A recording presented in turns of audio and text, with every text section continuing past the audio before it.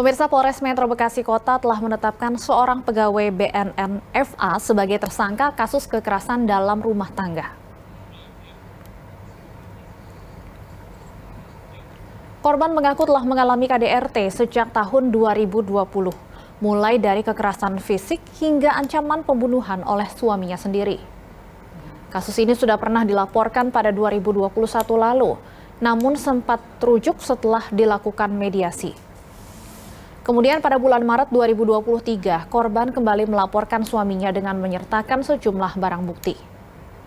Setelah diperiksa lebih lanjut, Polres Metro Bekasi Kota akhirnya menetapkan pelaku sebagai tersangka.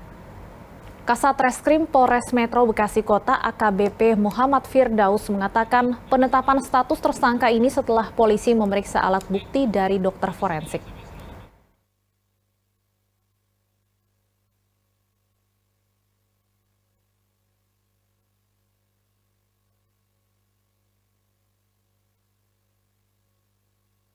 Penyidik melakukan pemeriksaan terhadap terlapor, yaitu klarifikasi, memang masih tahap lidik. Kemudian kami melakukan gelar perkara naik sidik pada bulan Mei. Kemudian proses pemeriksaan saksi-saksi lainnya termasuk pemeriksaan dokter forensik yang kemarin kami terkendalanya karena cuti Natal dan Tahun Baru. Dan akhirnya dokter forensik bisa dilakukan pemeriksaan pada tanggal 2. Pemirsa, untuk mengetahui informasi lebih lanjut terkait dengan kasus ini, sudah bergabung bersama kami secara virtual Kasat Reskrim Polres Metro Bekasi Kota AKBP Muhammad Firdaus. Selamat sore, Pak Firdaus. Selamat sore, Pak Firdaus. Kami belum bisa mendengar audio Anda. Audionya sepertinya masih di-mute, Pak Firdaus. Oke Mbak, selamat sore. Selamat sore, sudah terdengar saat ini audionya. Baik, Pak Firdaus, apa alasan pihak kepolisian belum melakukan penahanan terhadap tersangka? Atau apakah saat ini sudah ditahan, Pak? Mohon maaf, Pak. Pak Halo? Firdaus, ya, Pak Firdaus, apakah saat ini tersangka sudah ditahan? Belum.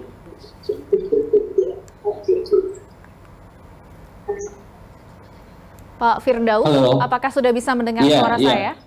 Baik, Sudah Mbak. baik, Pak Firdaus, apakah saat ini polisi sudah menahan tersangka? Ya, terima kasih Mbak. Jadi perlu kami jelaskan bahwasannya terhadap tersangka sudah ditetapkan sebagai tersangka pada tanggal 2 Januari 2024 setelah pemeriksaan dokter forensik. Berhubung tersangka kooperatif, kami dalam hal ini penyidik membuat surat panggilan sesuai jadwalnya pemeriksaan nanti pada hari Jumat tanggal 5 Januari 2024. Demikian, Mbak. Baik, jadi saat ini tersangka memang belum ditahan ya, Pak ya? Iya, sampai saat ini tidak dilakukan penangkapan dan penahanan. Tapi apakah saat ini korban sekaligus pelapor masih tinggal bersama dengan tersangka, Pak? Khawatirnya kemudian ada kekerasan lebih lanjut karena tersangka belum ditahan. Iya. Sebagai jaminan keamanan terhadap korban, kami berkomunikasi terus dengan korban, yang mana kalau seandainya terjadi lagi kekerasan, saat itu juga kami akan melakukan penangkapan dan penahanan terhadap tersangka.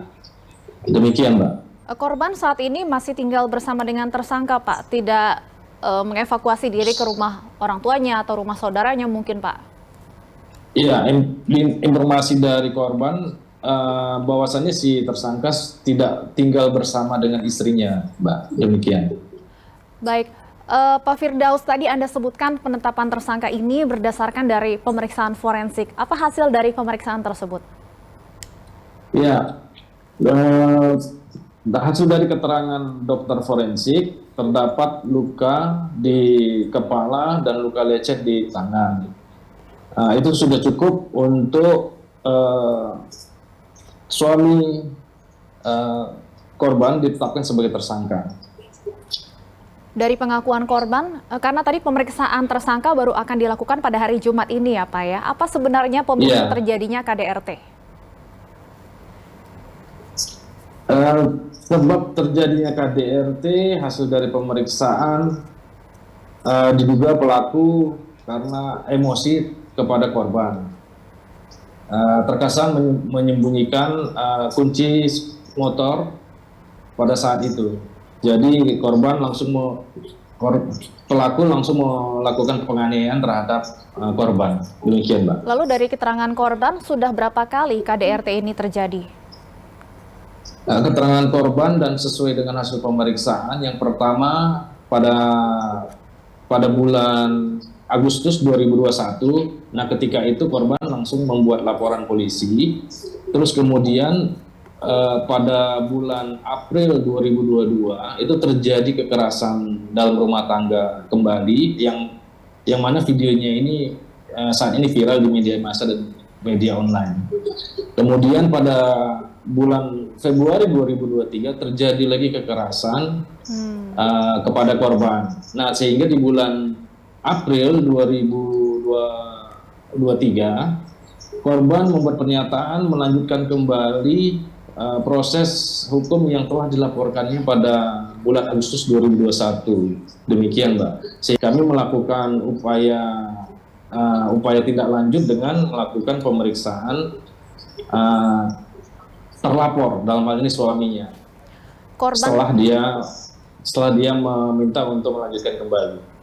Baik, korban melaporkan kembali atau memilih untuk melanjutkan kembali laporan ini, artinya sebelumnya sudah ada upaya untuk mediasi, Pak Firdaus?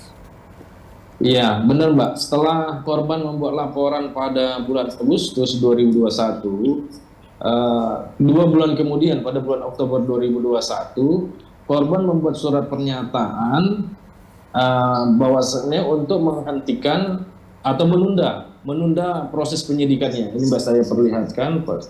Ini surat ini Mbak, surat pernyataan dari korban untuk menunda sementara proses penyelidikannya. Nah, di tahun 2023 bulan April korban kembali membuat surat pernyataan untuk melanjutkan proses hukum yang telah dilaporkannya. Demikian, Mbak. Selain luka fisik yang tadi Anda sebutkan dari hasil pemeriksaan forensik, apakah juga korban mengalami trauma psikologis, Pak? Iya, trauma psikologis itu sudah pasti ya, Mbak, karena korban mengalami berulang kali. Nah, itu sudah pasti, Mbak. Dalam video yang beredar ini juga terlihat anak-anak dari korban dan juga tersangka menyaksikan atau melihat langsung kekerasan yang dilakukan oleh tersangka. Apakah ada juga pendampingan yang diberikan kepada anak-anak korban? Bagaimana kondisi mereka saat ini, Pak? Iya, kami sudah dalam proses penanganan KDRT ini, kami juga berkoordinasi dengan lembaga-lembaga terkait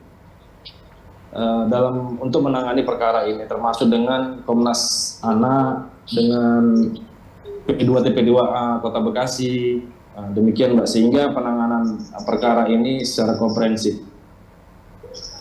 Baik, terima kasih Kasat Reskrim Polres Metro Bekasi Kota AKBP Muhammad Firdaus atas informasinya. Terima kasih Pak Firdaus, selamat sore.